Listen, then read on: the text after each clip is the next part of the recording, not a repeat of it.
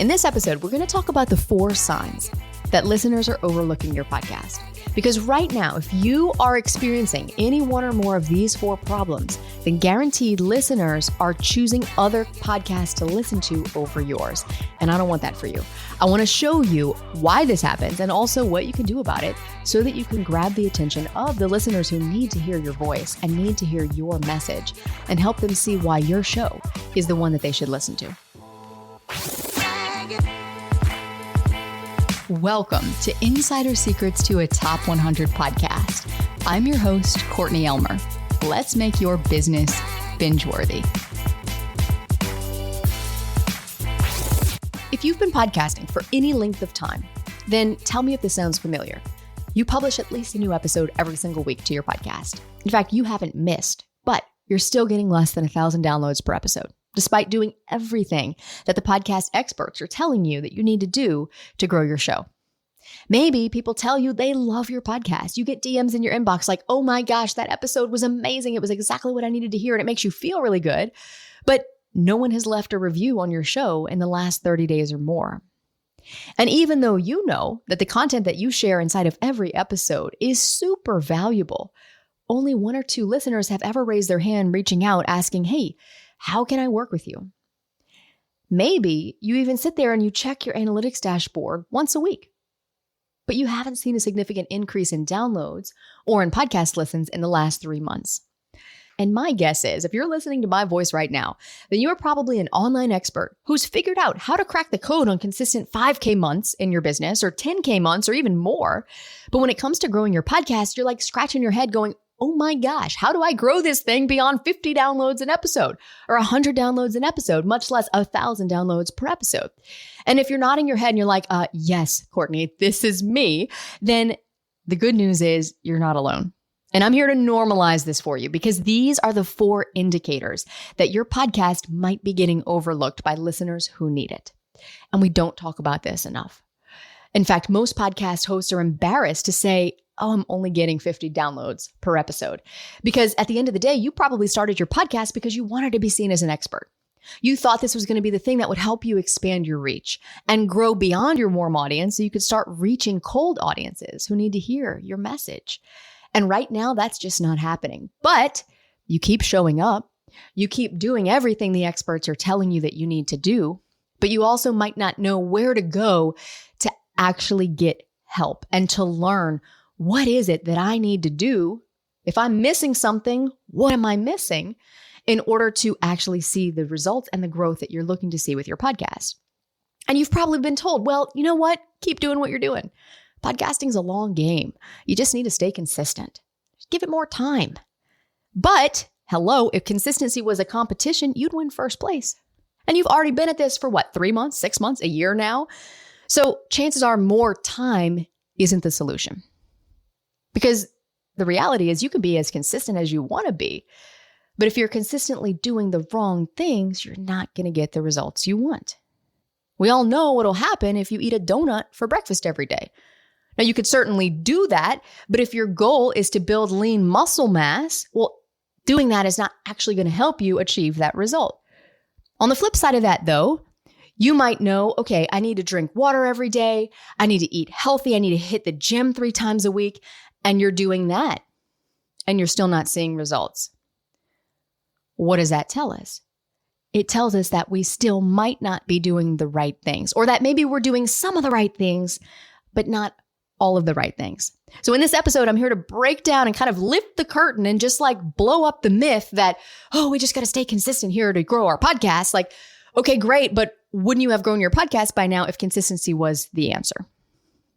So the good news is, it's fixable. But right now, other podcasts likely have something that you don't. It's something that I call a core differentiator. And what this is a messaging strategy for communicating to your listener why they should choose your show. And you might say, okay, but Courtney, what I teach is totally different from what my competition teaches. I teach it a different way. I have a different methodology. I have a different approach. I have a different belief system around it. And that's great. But If you are checking your analytics dashboard every week and you're still not seeing a significant increase in downloads, or if people are telling you they love your podcast, but no one's left a review in the last 30 days, or if you know the content you share is valuable, but only 1 or 2 listeners has ever said, hey, can I work with you? And you're publishing new episodes every week like clockwork, but you still haven't crossed that 1K download per episode milestone, then that right there tells us that your potential listeners don't understand that what you teach is totally different. And that is where the breakdown is happening.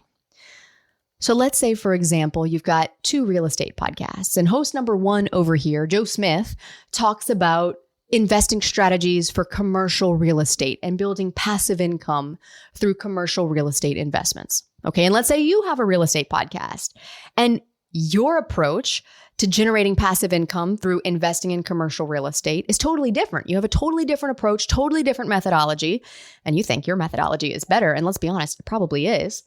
And so to your listener, they're looking for investment strategies in commercial real estate. Now, if they come across both of those shows in their feed, they're going to choose one of them. We want them to choose yours.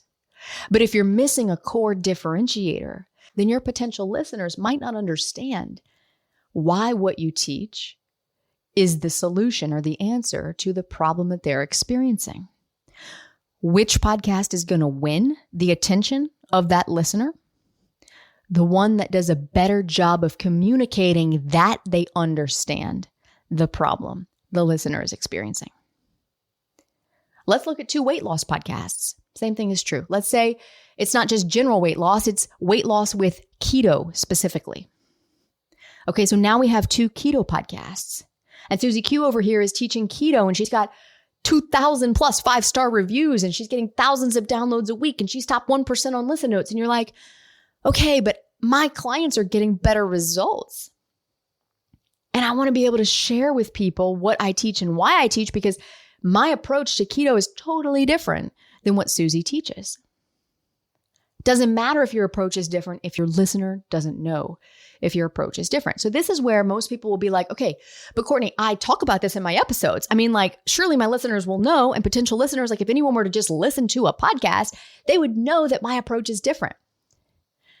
But the reality is your listeners aren't even making it to the episode to know if your approach is different. So even if you have a specific podcast on a specific topic targeted to a specific niche, you still need a core differentiator. And even more importantly than having the differentiator is knowing how to communicate that differentiator and where to communicate that differentiator so that your listeners can understand why you're different. It's not the listeners who already love your podcast that we're trying to convince. It's the potential listeners who've never heard of you. And this is going to be essential if you want to convert more cold traffic to your podcast. So if you are talking about why you're different, you're going through your methodology and you're teaching all this amazing stuff inside your episodes, and you were to tell me that, I'd be like, great, that's awesome. That's what we want.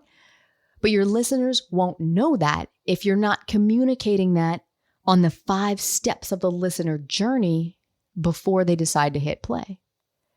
This is super important. 9 out of 10 hosts don't realize this, is that communicating what you do to your listener starts from the moment they encounter your podcast, not 5 minutes into your episode where you're actually starting to teach them something new. So having high quality audio is great. You need it. It's a right step. Giving away value inside of your episodes that actually helps people, great. You need it. It's a right step. But it's not actually going to help you grow your podcast if you don't also know how to get listeners choosing your podcast over the competition. Kind of like eating right and hitting the gym every day. But if you're not doing the right exercises in the right sequence at the right timing and with the right progressive overload, you're not going to see the results you want. Besides, you've probably heard me say before that if high quality audio and valuable content were the only things that were needed to rank and grow your show, well, you'd be ranking and growing every week. And so would every other expert like you who is putting out valuable content and who does release an episode or more every single week. Because if you don't grab your potential listener's attention at these 5 steps on the listener journey, I call them your 5 content gatekeepers, they're never going to hit play and you'll lose them. So all that valuable content that you're pouring your heart into and creating every single episode, they're not going to hear it, which is going to affect the growth of your podcast long term. So this is why when our team works with someone, whether it's an existing podcaster or someone who's launching their podcast for the first time, who wants to give themselves the best chance of succeeding and standing out in an increasingly crowded podcast landscape, we start with something called binge-worthy messaging. This is the first of 4 key components that your podcast needs to be able to get in the top 100 and stay there. It's kind of like building a house. Think of it like this. If you are building a house, in fact, we have a new one going up just down the block from us. They were pouring the foundation this week. You're going to need framing. You're going to need a roof. You're going to need furniture to make it livable. But without the foundation, the framing, the roof, the furniture, doesn't matter. And it's just like that with your podcast. So of the 4 key components that your podcast needs to get in the top 100, the first one is binge-worthy messaging. And I'm not just talking about the content inside your episodes. I'm talking about incorporating this messaging on the 5 phases of the listener journey, or the 5 content gatekeepers: your cover art, your podcast name, your podcast description, your episode titles, really important, and your episode descriptions, or show notes, as we commonly call them. So it's important that we have this dialed in because this is the foundation of your podcast. And when you know how to communicate with your listener on an unconscious level, why they should listen, and when you address that in each and every aspect of the listener journey that they are going to encounter up until they're at the moment of deciding whether or not to hit play, then you are going to see listens increase and you are going to see growth to your podcast increase over time. And I mentioned it earlier inside this episode. The key thing you want to focus on is, what problem are you here to solve for your listener? Now, a problem is not a feeling. And I see this a lot. A lot of hosts will say, okay, well, I'm here to help overwhelmed business owners get clarity and put better systems in place in their business. Because when they have better systems, well, they're going to have this freedom that they got into business for in the first place. And they're going to feel lighter, and they're going to have more energy, and they're going to have more joy, and work's going to feel fun, right? And it's like, right now, your potential listener, they might be experiencing a feeling of overwhelm, but feelings are subjective. I want to know, what are they actually experiencing in reality? When they sit down at their desk, what is happening? If we were to put a video camera on them and look at them and say, what is happening in their day-to-day life that causes the overwhelm? And if you were to describe that overwhelm without using that word, how would you describe it? And then shifting your focus as an expert from the solution that you provide to simply relating to your listener that, hey, you've got this problem and I get it. Because that right there is going to be more powerful than any solution you could ever give them. Why? Because when your listener can see through all of these content gatekeepers that you're here to help them solve a very real problem that they have, they're going to be more inclined to click play on your episodes, to actually seek to get that help. They'll trust you. Why? Not because you have the solution, but because you understand their problem so well. Think of it like this. It's kind of like if you were to, let's say you were chopping veggies in your kitchen and you slice the tip off of your finger, right? Ouch. And you go to the emergency room and you've got the tip of your finger like in a little bag with ice or whatever they tell you to do. I don't remember if they tell you to put ice or not put ice, right? And you're carrying the knife and you're like, oh my gosh, I just chopped the tip of my finger off. Can you please help me? Oh, this isn't so, and you're in so much pain and you're like, doctor, please. And you're just like, you can't even think, the pain is so bad. I hope this has never happened to you. But if it has, I'm truly sorry, because I can't even imagine what that would be like having, your tip of your finger chopped off. Okay, so bear with me. I know this is a graphic example, but I'm going to make this point in a minute. You're going to be like, yeah, okay, I get it, Courtney. So let's say you walk into that ER, right? And you're holding your baggie with your finger and you're like, doc, help. Can you please put my finger back together? Is it salvageable? Is it savable? Right? And you're in pain. You are experiencing a massive problem right now. And the doctor looks at you and he goes, Oh man, you chopped the tip of your finger off. Dude, that's gotta hurt. Yeah. Once we get this sewn back together, you're gonna feel so good. Like imagine you're gonna be able to type again. Like, that's gonna feel great. You'll probably be able to throw a ball with your kid. Like you'll be able to grab your cup of coffee in the morning and sip that without pain. And you're like, I don't effing care. Like, fix my finger. What do we need to do to fix my finger? And so this is an extreme example, but this is what I see hosts and experts doing inside of their content. They're focusing on the solution. They're focusing on how their listener or their person is going to feel when they have the solution in place. And then they try to sell the solution to their potential listener, their potential client. And this is why it doesn't work, because right now your client can't even think about the solution. The tip of their finger is cut off and all they care about is getting out of pain. And so this is where, as hosts and as experts, we have to check our ego at the door. And we have to commit to speaking from your listener's level of awareness and meeting your listener where they are, instead of speaking from your level of awareness, which is maybe years, plural, ahead of where your ideal listener is in their journey right now. Imagine how different it would be if you had gone and that doctor sat you down and was like, oh my goodness, this is serious. Like you are in pain. Okay. And the doctor just took command and he instructed everyone in the room to say, here's what we need to do. He sews your finger back together. He gives you something for the pain. He tells you what you need to do to take care of it and prevent infection. And you were like, thank you for fixing my problem. And because that doctor took command and they understood the problem so well and they knew exactly what to do, chances are you trust them because they just helped you solve that problem. So let's look at my podcast as an example.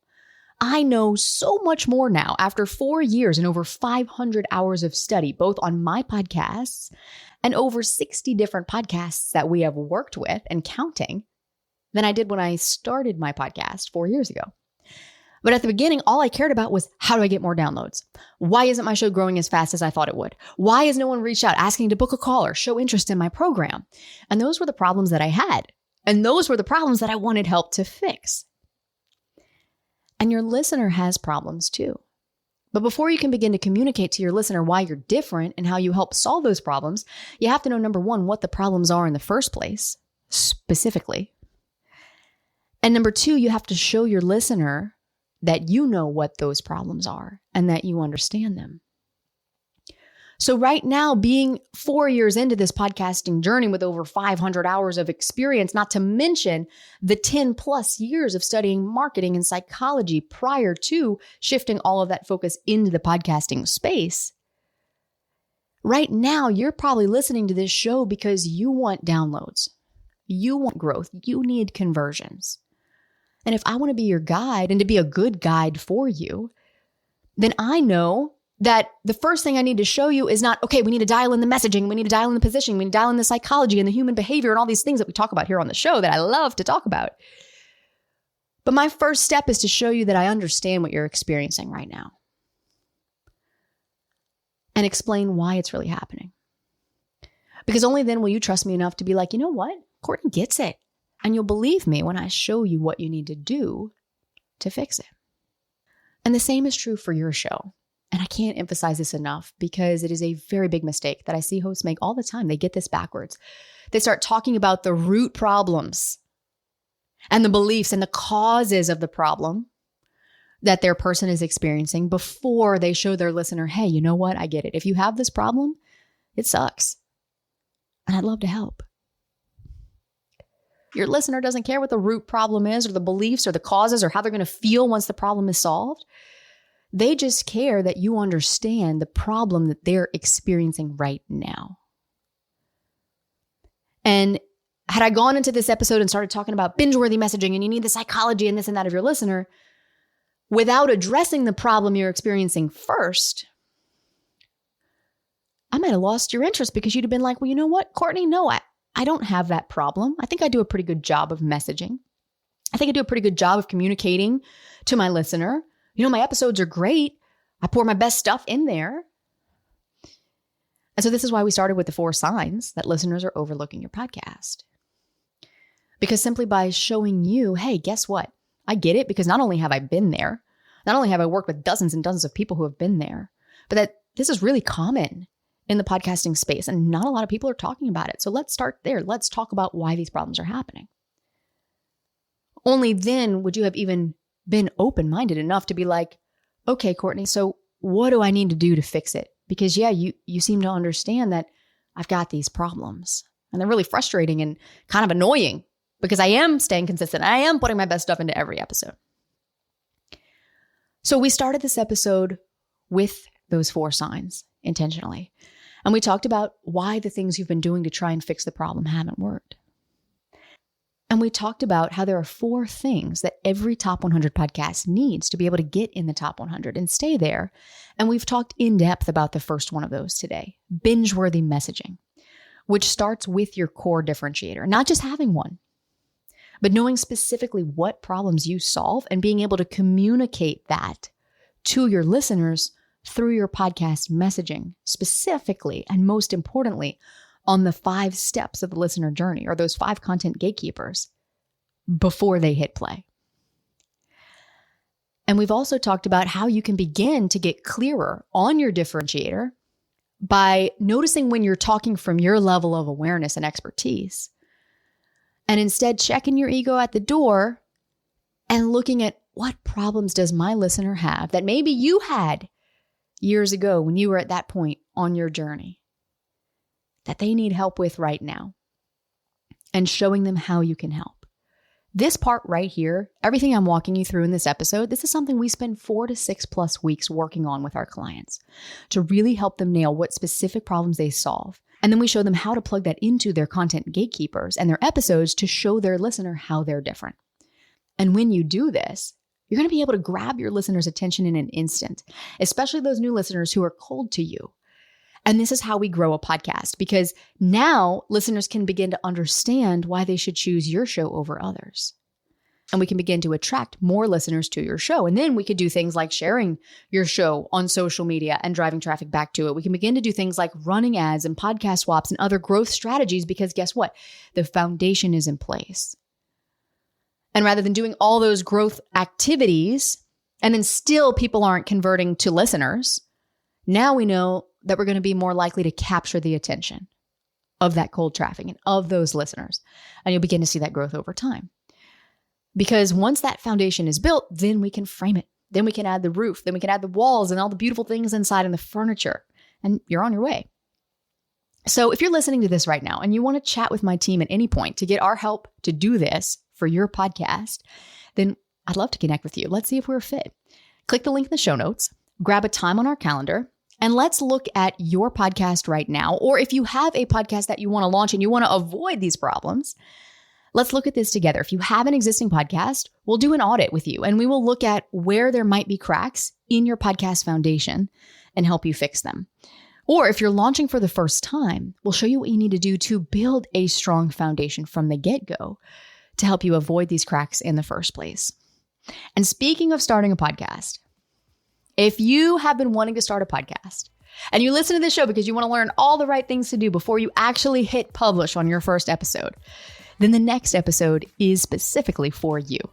I've got a special guest joining me in the studio who is a global mindset expert, as well as a very successful podcaster.